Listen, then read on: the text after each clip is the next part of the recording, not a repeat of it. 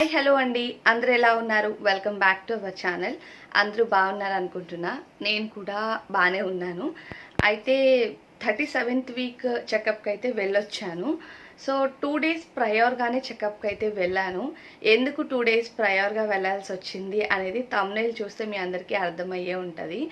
Actually నేను చాలా భయపడుతున్నాను అని డాక్టర్ చాలా ఘోరంగా తిట్టారు. అలానే ఈ 37th వీక్ చెకప్కి వెళ్ళినప్పుడు నాకు 2 ఇంజెక్షన్స్ కూడా ఇచ్చారు. సో అసలు ఇంజెక్షన్స్ అంటే ఇలా డెలివరీకి దగ్గర అయ్యేటప్పుడు ఇంజెక్షన్స్ ఇస్తారా, అసలు ఎందుకు డాక్టర్ తిట్టింది, 2 డేస్ ప్రయర్గా నేను ఎందుకు చెకప్కి వెళ్ళాను అన్నది ఈ వీడియోలో అయితే షేర్ చేస్తాను. ఎవరికైనా యూస్ఫుల్ అవుతుంది. సో వీడియోని స్కిప్ చేయకుండా లాస్ట్ వరకు చూడండి. వీడియో నచ్చితే ఒక లైక్ ఇవ్వండి. మీరు లైక్ ఇస్తే మన ఛానల్లో వీడియోస్ మరికొంతమందికి సజెషన్లోకి వెళ్తాయి. ఎవరైనా ప్రెగ్నెంట్ లేడీస్ ఉంటే వాళ్ళకి యూస్ఫుల్ అవుతాయి.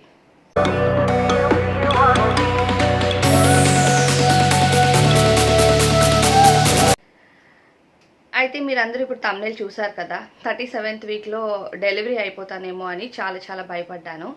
అసలు ఎందుకు నేను ఊరికే ప్రతిదానికి భయపడుతున్నాను అని చెప్పి డాక్టర్ నన్ను అయితే తిట్టిందనమాట.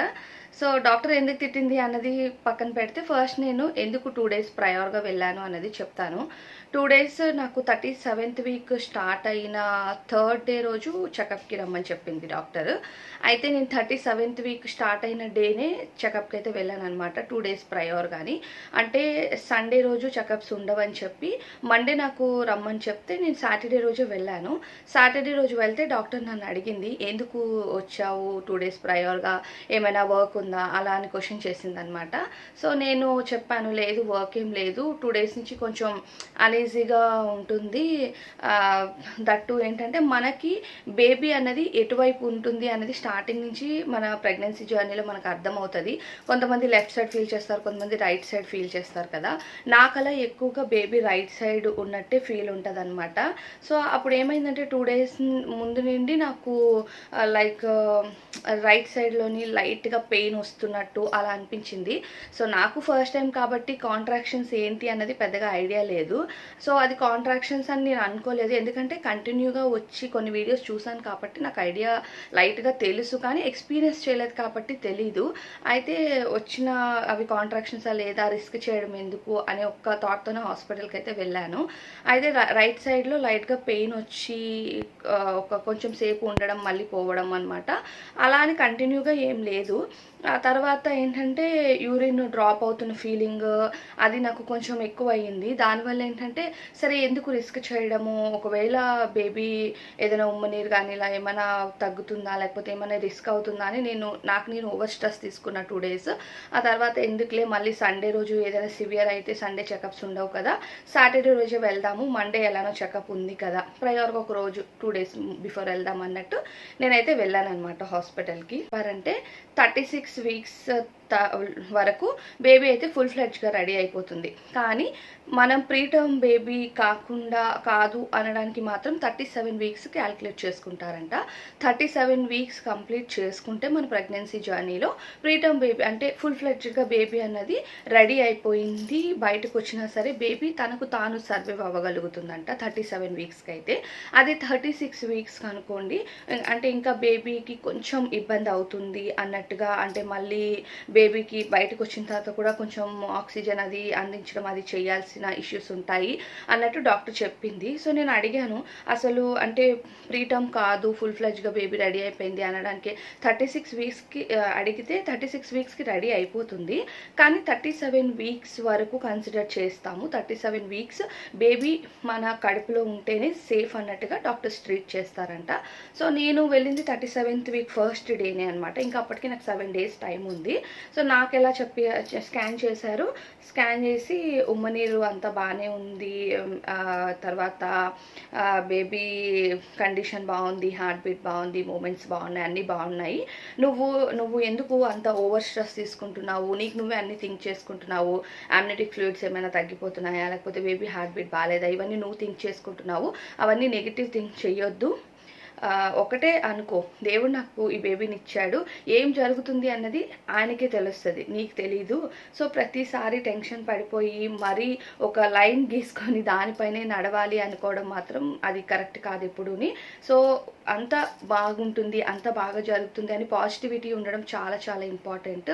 ఎప్పుడు నెగిటివ్గానే ఆలోచిస్తూ బేబీ కండిషన్ ఎలా ఉంటుందో అని ఆలోచించడం అది కరెక్ట్ కాదు. ఈ టెన్షన్ని ఓవర్కమ్ చేయాలి, ఇంకా డెలివరీకి దగ్గర అవుతున్నావు అది ఇది అని చెప్పారనమాట డాక్టర్. సో అలా నాకు డాక్టర్ చాలా తిట్టింది. సో 37 వీక్ అప్పుడు వెళ్ళాను కాబట్టి, సో నువ్వు లైట్గా పెయిన్ వస్తుంది అంటున్నావు కాబట్టి నేను నీ మాటల్ని కూడా కన్సిడర్ చేస్తున్నాను. సో ఇప్పుడు నీకు ఇంజెక్షన్స్ ఇస్తాను అని చెప్పింది అనమాట డాక్టర్. సో ఇంజెక్షన్ అనేసరికి నేను చాలా టెన్షన్ పడ్డాను. మళ్ళీ ఇంజెక్షన్ అసలు ఏంటి అని. ఇదిగో మళ్ళీ వెంటనే టెన్షన్ స్టార్ట్ అయింది నీకు. అలాంటి టెన్షన్ ఏం పెట్టుకోవద్దు. ఇదేంటి అంటే నువ్వు లైట్గా పెయిన్ వస్తుంది అన్నావు కాబట్టి, ఒకవేళ ఏమైనా పెయిన్స్ సడన్గా స్టార్ట్ అయితే లోపల ఉన్న బేబీ తనకి తాను సర్వైవ్ అవ్వడానికి మాత్రమే నేను ఇంజెక్షన్ ఇస్తున్నాను, దానికి నువ్వేం స్ట్రెస్ తీసుకోవద్దు, 2 days వచ్చి ఇంజెక్షన్స్ అయితే తీసుకోవాలి అని చెప్పారు. అదేంటి అంటే బేబీ లంగ్స్ డెవలప్మెంట్ కోసం అన్నట్టుగా. ఒకవేళ సివియర్గా పెయిన్స్ వచ్చేస్తే బేబీకి సడన్గా ఏం ఇబ్బంది కలగకుండా ఉండడానికి సపోర్టివ్గానే ఇంజెక్షన్స్ ఇస్తున్నాను, దీనివల్ల ఏం ప్రాబ్లమ్స్ అయితే ఉండవు, నువ్వు టెన్షన్ తీసుకోవద్దు అని డాక్టర్ చెప్పారు. సరే అనుకున్నాను. ఆ రోజు సాటర్డే నేను వెళ్ళాను కాబట్టి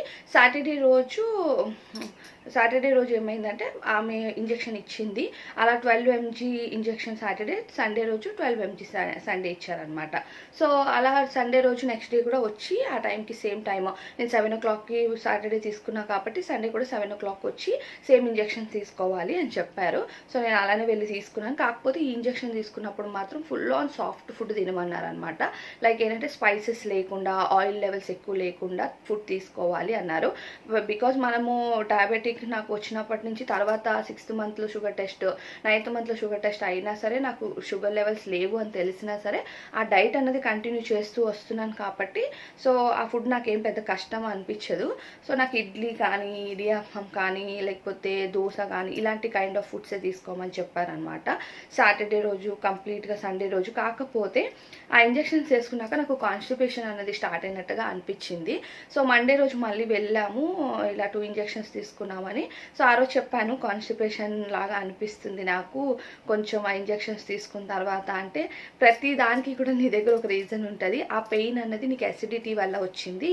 సో ఆ పెయిన్ నీకు ఎందుకు స్టార్ట్ అయింది అనేది కూడా చెప్తాను. ఇప్పుడు ఇంజెక్షన్స్ ఇవ్వడం వల్ల కాదు, నీకు అసిడిటీ ఉండడం వల్ల ఆ పెయిన్ స్టార్ట్ అయింది. ఆ పెయిన్ వల్ల నువ్వు వచ్చావు, నీకు గొంతులో మంటగా ఉంది అని కూడా చెప్పావు కాబట్టి, సో అది డెఫినెట్గా అసిడిటీ అని నాకు కొన్ని గ్యాస్ టాబ్లెట్స్, అలానే అసిడిటీకి సంబంధించిన ఒక సిరప్ కూడా ఇచ్చారనమాట. సో 37 వీక్లో ఎవరికైనా అంటే 36 కానీ 34, 5 అలా ఉన్నప్పుడు, అంటే నియర్ బై డెలివరీకి ఉన్నప్పుడు డెఫినెట్గా బేబీ పెయిన్స్ లాగా లేకపోతే ఏదైనా ఉమ్మనీరు డ్రాప్ అవుతున్నట్టు అలా ఫీల్లో ఉన్నా సరే ఇస్తారట ఈ ఇంజెక్షన్. సో అది కూడా బేబీ సేఫ్గా ఉండడానికి మాత్రమే, కానీ ఇంకా ఏది దానివల్ల అయితే ఎఫెక్ట్స్ ఏం లేవు. నేను అది ఎక్స్పీరియన్స్ చేసిన తర్వాతనే నేను మీకైతే ఈ వీడియో ద్వారా చెప్తున్నాను. సో నేను వేసుకొని నాకు ఏం ఇష్యూస్ లేవు. 1 week 37 weeks కూడా నేను కంప్లీట్ చేసుకున్నాకనే ఈ వీడియో అయితే షేర్ చేస్తున్నాను మీతోని. ఎందుకంటే అది వేసుకున్న తర్వాత నాకు ఏ ఇష్యూ జరిగింది, ఎలా నేను ఎక్స్పీరియన్స్ చేశాను అన్నది తెలిసాకనే నేను మీకు కన్వే చేస్తే మీకు యూస్ఫుల్ అవుతుంది. సో అలా నాకు 37 వీక్స్లో నేను ఇంక డెలివరీ అయిపోతానేమో, వెళ్తే ఇమ్మీడియట్గా నాకు స్కాన్ చేసేసి ఇంక నువ్వు జాయిన్ అయిపోవాలి అంటే, నాకు లోపల ఒకవేళ పెయిన్స్ వస్తున్నా కొంతమంది పెయిన్స్ తెలియట్లేదు అని అంటున్నారు కదా, సో అలా నాకేమైనా ఉందా అని తెలుసుకోవడానికి నేను వెళ్ళాను అనమాట. సో అలాంటిది ఏం లేదు అని నాకు డాక్టర్ చెప్పారు. అండ్ ఆ ఇంజెక్షన్స్ ఇచ్చిన తర్వాత కూడా I'm happily completed my 37th week also. దానివల్ల ఏమి ఎఫెక్ట్స్ రాలేదు కాబట్టి నేను ఫుల్ ఫ్లెడ్జ్డ్గా అంతా ఓకేగానే ఉంది అని చెప్పి నేను ఈ వీడియోని అయితే షేర్ చేస్తున్నాను. ఎందుకంటే నాలాగా ఎవరైనా డెలివరీకి దగ్గర అయినప్పుడు డెఫినెట్గా వాళ్ళకి ఈ ఇష్యూస్ అన్నీ, ఆ ఫీలింగ్స్ అన్నవి నాలాంటి ఫీలింగ్స్ సిమిలర్గా ఉంటాయి. అలా ఉన్న వాళ్ళకి యూజ్ అవుతుంది. ఒకవేళ డాక్టర్ ఇంజెక్షన్ ఇచ్చిందని మళ్ళీ టెన్షన్ పడటం ఇవన్నీ ఉంటాయి. సో అలాంటి టెన్షన్ ఏం తీసుకోవద్దు. 10 weeks అనే కాదు, నాకు 37 weeks 36 weeks లాస్ట్లో ఆ ఫీల్ అయింది కాబట్టి నేను 37 weeks చెకప్కి వెళ్ళేటప్పుడు నేనైతే డాక్టర్తో షేర్ చేశాను. బట్ చాలామందికి డెలివరీకి ముందు వెళ్తున్న కొద్ది బేబీ అనేది డేంజర్ అవుతుంది అని డాక్టర్స్ చెప్తూ ఉంటారు.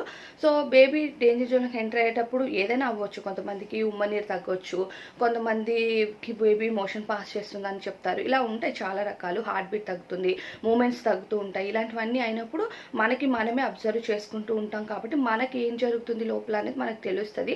తెలిసింది షేర్ చేయడంలో తప్పులేదు, బట్ ఓవర్ స్ట్రెస్ తీసుకోవడం కూడా కరెక్ట్ కాదు. నాకు ఏంటంటే అన్నీ కరెక్ట్గా ఉన్నప్పుడు నువ్వు ఎందుకు ఓవర్ స్ట్రెస్ తీసుకుంటున్నావు అని డాక్టర్ క్లాస్ పీకింది. బట్ మీలో ఏదైనా చేంజెస్ తెలిస్తే వెళ్ళి గైనకాలజిస్ట్ని కన్సల్ట్ అవ్వడంలో అస్సలు తప్పు లేదు. అండ్ ఇలా ఇంజెక్షన్స్ ఏమైనా ఇస్తే ఎందుకు ఇస్తున్నారు అన్నది తెలుసుకోవడంలో అస్సలు తప్పు లేదు. నాకు 2 ఇంజెక్షన్స్ 2 days తీసుకోమన్నారు, 12 mg పవర్ఫుల్వి అంటే ఎందుకు అన్నది నాకు తెలుసుకోవాలనిపించింది. నేను అడిగాను, తెలుసుకున్నాను. దానివల్ల ఎటువంటి సైడ్ ఎఫెక్ట్స్ రాలేదు, దానివల్ల నాకు ఏం పెయిన్స్ లేవు, డెలివరీ కూడా నేనేం అవ్వలేదు. 1 week నేను క్రాస్ చేసిన తర్వాత నా ఎక్స్పీరియన్స్ని అయితే మీ అందరితో షేర్ చేస్తున్నాను. సో మీకు డెఫినెట్గా ఇది యూస్ఫుల్ అవుతుందని అనుకుంటున్నాను. మీకు యూస్ఫుల్ అయినట్లయితే ఖచ్చితంగా నాతో కామెంట్ బాక్స్లో చెప్పండి. అలానే ఈ వీడియో నచ్చితే వీడియోకి లైక్ చేయండి. ఎవరైనా మీ ఫ్యామిలీలో కానీ ఫ్రెండ్స్లో కానీ ఇలా ప్రెగ్నెన్సీ వాళ్ళు ఉండి డెలివరీ టైంలో టెన్షన్ పడుతున్నట్టయితే వాళ్ళకి యూస్ఫుల్ అవుతుంది అనుకుంటే ఈ వీడియోని వాళ్ళకి షేర్ చేయడం మర్చిపోవద్దు. Thank you so much for watching this video till the end.